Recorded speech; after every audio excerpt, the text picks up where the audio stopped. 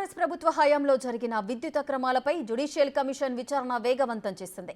Yadadri, Bhadradri thermal power ప్లాంట్ల నిర్మాణంలో ఛత్తీస్గఢ్తో చేసుకున్న విద్యుత్ కొనుగోలు ఒప్పందంలో అవకతవకలపై విచారిస్తున్నారు. వచ్చే వారం నుంచి సంబంధిత అధికారులకు నోటీసులు జారీ చేయాలని జస్టిస్ నరసింహారెడ్డి కమిషన్ నిర్ణయించినట్లు తెలుస్తోంది.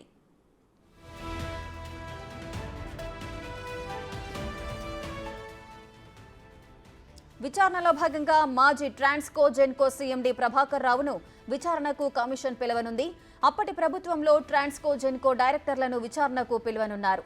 మాజీ సీఎం కేసీఆర్, మాజీ మంత్రితో పాటు సంబంధిత అధికారులకు కమిషన్ లేఖలు లేదా అవసరమైతే సమన్లు జారీ చేయనున్నట్లుగా తెలుస్తోంది.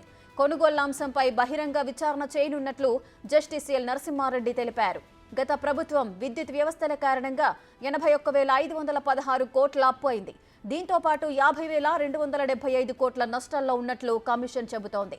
1000 మెగావాట్ల విద్యుత్ ఛత్తీస్గఢ్తో ఒప్పందం బిడ్డింగ్తో కాకుండా ఎంఓయూ ద్వారా జరగడం పలు అనుమానాలకు దారితీస్తోంది. దీనిపై కమిషన్ విచారణ చేయనుంది. అన్ని కోణాల్లోనూ విచారణ జరిపి ప్రభుత్వానికి 100 రోజుల్లో నివేదిక ఇచ్చేందుకు జస్టిస్ ఎల్ నరసింహారెడ్డి కమిషన్ ప్రణాళికలు సిద్ధం చేసుకుంటోంది.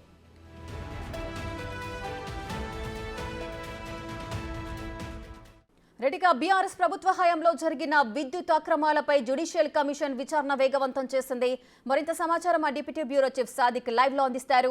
సాదిక్, చెప్పండి, ఈ విద్యుత్ అక్రమాలపై జ్యుడిషియల్ కమిషన్ అయితే విచారణ వేగవంతం చేసినట్లుగా తెలుస్తోంది. అదేవిధంగా మాజీ సీఎం కేసీఆర్ కు, మాజీ మంత్రులకి కూడా సమన్లు జారీ చేసే అవకాశాలు ఉన్నట్లుగా కనిపిస్తోంది. ఏం జరుగుతోంది? ఏ విధంగా అప్రోచ్ అవబోతున్నారు?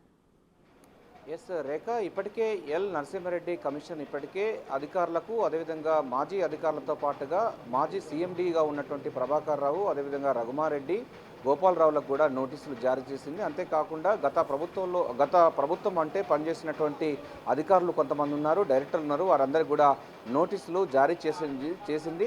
వారు లిఖితపూర్వకంగా ఆ వారం రోజుల్లోగా పూర్తి స్థాయిలో కూడా నివేదిక అంటే లిఖితపూర్వకమైనటువంటి వివరణ ఇవ్వాలని కూడా జస్టిస్ నరసింహారెడ్డి కమిషన్ అయితే ఆదేశాలు జారీ చేసింది. ప్రధానంగా చూసినట్లయితే అటు థర్మల్ పవర్ సంబంధించిన విషయాల్లో యాదాద్రి, భద్రాద్రితో పాటుగా ఛత్తీస్గఢ్తో జరిగినటువంటి విద్యుత్ కొనుగోలులో భారీ అక్రమాలు జరిగిందని కూడా కాంగ్రెస్ మొదటి నుంచి ఆరోపిస్తుంది. ప్రభుత్వం ఏర్పడిన తర్వాత విద్యుత్ కొనుగోలు, అదేవిధంగా ప్లాంట్ నిర్మాణంలో కాంపిటేటివ్ బిడ్డింగ్స్ చేశారు. కాకుండా కేవలం నామినేటెడ్ సంబంధించినటువంటి వాటితోని ఎందుకు ఇవ్వాల్సి వచ్చిన దానిపైన కూడా ప్రభుత్వం చాలా సీరియస్గా రియాక్ట్ అయింది. అందులో భాగంగానే జస్టిస్ నరసింహారెడ్డి కమిషన్ వేయడం జరిగింది. వారు కూడా వెంటనే పనులు ప్రారంభించడం జరిగింది. 100 రోజుల్లో పూర్తి నివేదిక ప్రభుత్వానికి అందజేయాల్సిన అవసరం ఉన్న నేపథ్యంలో నిన్న తాజాగా మాజీ డైరెక్టర్లతో పాటుగా ప్రస్తుతం ఉన్నటువంటి అధికారులందరికీ కూడా నోటీసులు జారీ చేయడం జరిగింది.